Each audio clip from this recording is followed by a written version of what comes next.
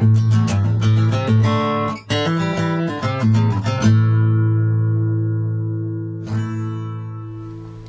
I'm Drew from CryptoBrewology.com for Mr. Beer. Today I'm brewing one of their advanced recipes, the German Hefeweizen. Advanced recipes all start with a base of one or more cans of HME, but may also include any combination of UME, booster, fruit, hops, yeast, spices, and other fermentable adjuncts. Also, many advanced recipes have a higher alcohol content than standard, deluxe, or premium recipes, so they require extra time in the fermenter or the bottle.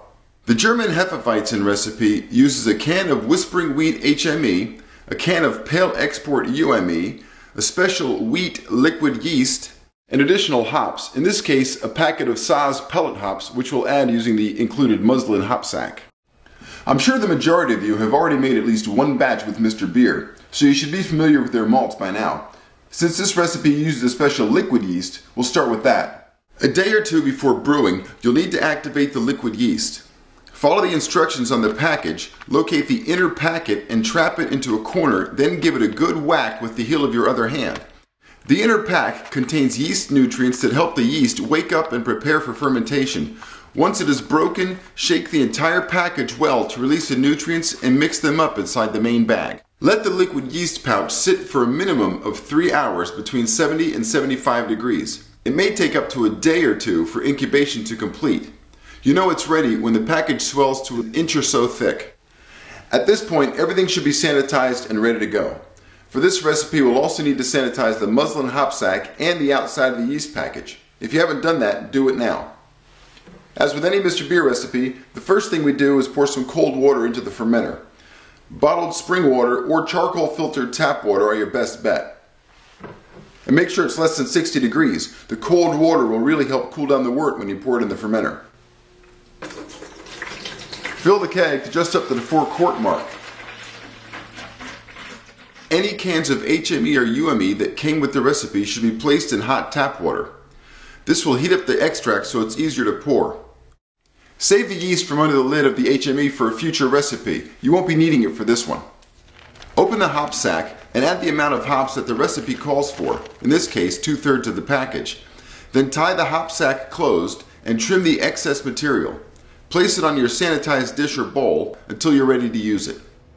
Add about a quart of water, 4 cups, into a clean 3-quart pot. Turn on your burner and let the water heat up.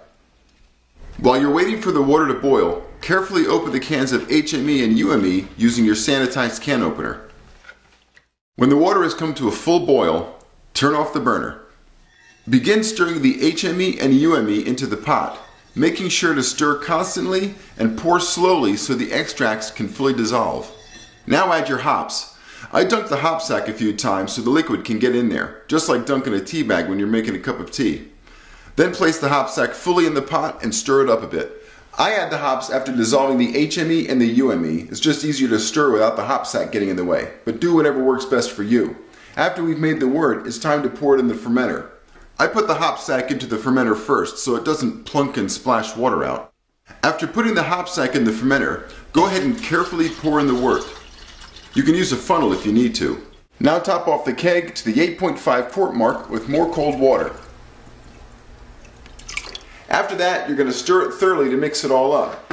Adding more cold water brings the keg up to the full fermenting volume and drops the temperature of the wort before pitching the yeast. To make sure the wort is at the desired range before pitching the yeast, use a thermometer on the keg like this one, or another type of thermometer. Just make sure it's sanitized. Advanced recipes use a variety of different yeasts, not just liquid yeast. Some of those yeasts may have a different pitching temperature, so refer to the yeast package that came with your recipe for the specific temperature range for that yeast. Once your wort is in the right range, open the yeast pouch and pour it into the wort. Yeast is a fungus. It thrives by consuming sugars in the wort, which is fermentation. Advanced recipes use a specific strain of yeast to produce a specific style of beer. This one uses liquid yeast to produce the characteristic flavors and aromas of a German-style wheat. After pitching the yeast, let it sit 5 minutes, then stir vigorously. You want to force oxygen into the wort, which will help the yeast do its job. Stir vigorously enough to see lots of bubbles forming on the surface. Place the keg out of direct sunlight and somewhere the temperature is consistently within 68 to 76 degrees Fahrenheit. For advanced recipes, the recommended fermentation time is 14 days, so don't peak and don't bottle for at least 2 weeks after you've pitched the yeast. That's actually a good idea for any Mr. Beer recipe. That extra time really allows the beer to clear and settle out, as well as minimize any off flavors prior to bottling. For best results with this style, Mr. Beer suggests that you lager it for at least a month. Lagering means to age the beer at a lower temperature, around 35 degrees. So stick them in the fridge and try them in a few weeks. This one lagered for about 3 weeks and it tastes great. Mr. Beer advanced recipes really allow you to take it to the next level. You can brew some pretty big beers. Happy brewing!